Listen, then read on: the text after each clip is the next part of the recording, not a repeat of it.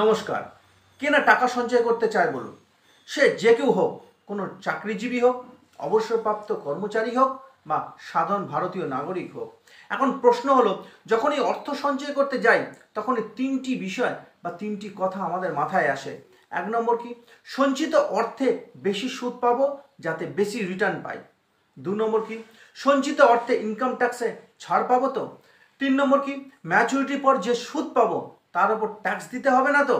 এবং এর থেকে সবচেয়ে বড় যে বিষয় আমাদের মাথায় আসে সেটি হলো, আমরা যে টাকা সঞ্চয় করব তা সুরক্ষিত থাকবে তো।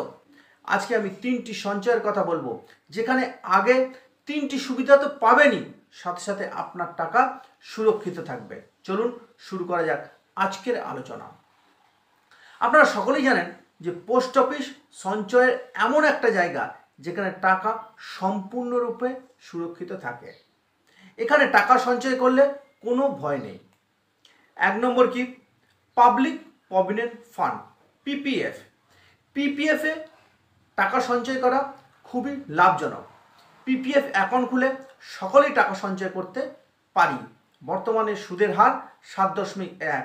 এখানে সর্বনিম্ন 500 এবং সর্বোচ্চ 1.5 লক্ষ টাকা পর্যন্ত বছরে জমানো যায়, যা ওল্ড ট্যাক্স রিজিমে 80C-তে কিন্তু ছাড় পাওয়া যায়।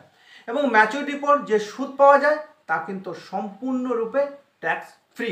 তবে একটা কথা কিন্তু মাথায় অবশ্যই রাখতে হবে, 15 বছরের জন্য কিন্তু টাকা সঞ্চয় করতে হয়।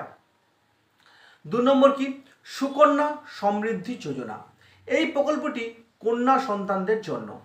আপনার যদি কন্যা সন্তান থাকে তাহলে সুকন্যা সমৃদ্ধি যোজনায় টাকা সঞ্চয় করতে পারেন, সন্তানের ভবিষ্যতের কথা মাথায় রেখে।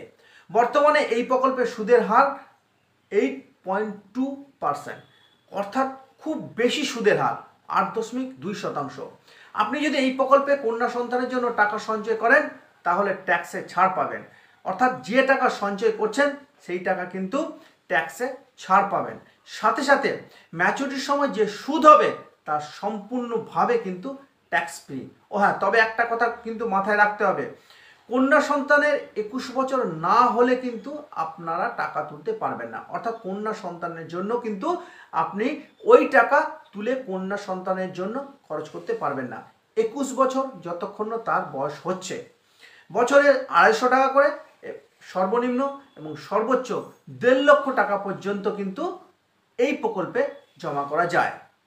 এরপর আসি 3 নম্বর, ন্যাশনাল সেভিংস সার্টিফিকেট, এনএসসি। এই এনএসসিতে টাকা সঞ্চয় করতে পারেন সকলেই। এটা খুবই একটি আকর্ষণীয় প্রকল্প, ন্যাশনাল সেভিংস সার্টিফিকেট, এনএসসি। এই এনএসসিতে টাকা সঞ্চয় করতে পারেন 5 বছরের জন্য। বর্তমানে সুদের হার 7.7%, যা সাধারণ সুদের থেকে অনেক বেশি, 7.7%। এখানে সর্বনিম্ন 1000 টাকা এবং এর কোনো সর্বোচ্চ লিমিট নেই, যত খুশি আপনারা জমা করতে পারেন। জমানো টাকা ওল্ড ট্যাক্স রিজিমে 80C-তে যে 1.5 লাখ টাকা পর্যন্ত আছে তার মধ্যে স্ল্যাবে কিন্তু আপনারা ছাড় পাবেন।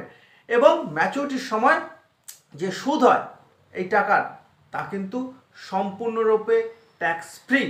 আমি এই 3টি প্রকল্পের কথা বললাম, যেখানে 3টি বেনিফিট আপনারা পান। এক, সঞ্চয় করার সময় যে টাকা সঞ্চয় করেন সে টাকা ট্যাক্সে ছাড় পাওয়া যায়। ম্যাচুরিটির সময় ইনকাম ট্যাক্সের ক্ষেত্রে যে সুদ পান সেটাও ট্যাক্স ফ্রি। তার সঙ্গে সঙ্গে আপনার টাকা সুরক্ষিত থাকবে এবং খুব বেশি সুদ আপনারা পাবেন, অর্থাৎ রিটার্নের সময় আপনারা খুব বেশি সুদ পাবেন। বর্তমান অনুসারে যে সুদ আছে সেটা আপনাদের বললাম। এই রকম তথ্য যদি আপনারা পেতে চান তাহলে অবশ্যই চ্যানেলটিকে সাবস্ক্রাইব করে এবং আমার হোয়াটসঅ্যাপ গ্রুপ আছে সেখানে আপনারা জয়েন হয়ে যেতে পারেন, যার লিঙ্ক আমার ভিডিও ডেসক্রিপশন বক্সে আমি দিয়ে দেবো। সকলে ভালো থাকবেন, সুস্থ থাকবেন, সঙ্গে থাকবেন।